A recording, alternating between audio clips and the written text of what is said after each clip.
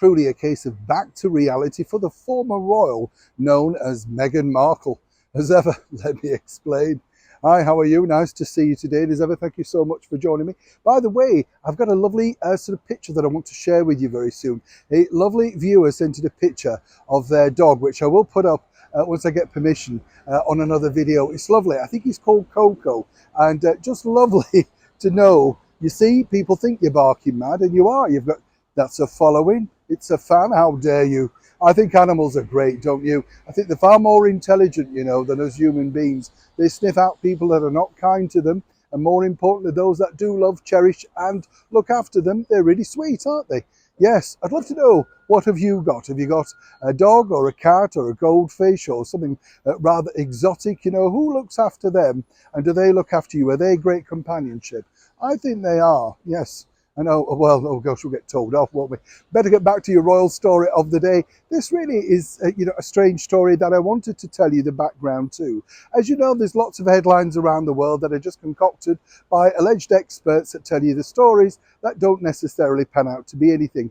This particular story is all about Meghan Markle and, of course, Prince Harry. Now, as we know, they had unique success with their own reality TV series over 6 episodes for the streaming giant Netflix. And what's interesting here is the story goes that, Meghan and Harry are in early talks for a return to reality TV. What's the true story? As ever, we tell you first and exclusive here on the show.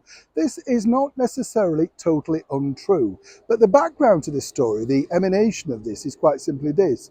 Kris Jenner, the momager of the Kardashian clan, was very keen to tout this around. Now, as you know, Kris Jenner recently hooked up with Doria Ragland, and as you also know, the Kardashian brand isn't necessarily as the high level of what it was, say, 5, 10, 15 years ago when that show hit the buffers and, of course, was a big success. People have moved on, a little bit bored now of Kim and co and all their shenanigans. But you see, the bigger problem is this. Well, there's two things, in fact. Kris Jenner is not necessarily known in television as making things work. Way back a few years ago, still working as I do for Fox TV, they tried a chat show with her, Kris. Unmitigated disaster. They spent millions on this, but it was an absolute flop. The bottom line is she couldn't draw the level of guests. Now, I'm not necessarily saying it's all her fault, but really people get put in boxes.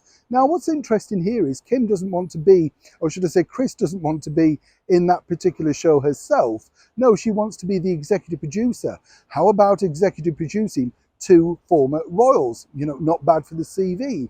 But you see, there's 2 points, as I say to this. It's not necessarily going anywhere. Meghan Markle would always want to be the executive producer. They still have some kind of deal with Netflix. And more importantly, they don't have the money. The channels would not have the money that Meghan and Harry would request for something like this. But it gets people talking about her brand. And of course, nobody's going to kick back against Meghan and Harry because it's a positive, upbeat story. And let's not forget, Meghan Markle herself knows the value of associating themselves with somebody who has made social media, branding and influencing such a huge success.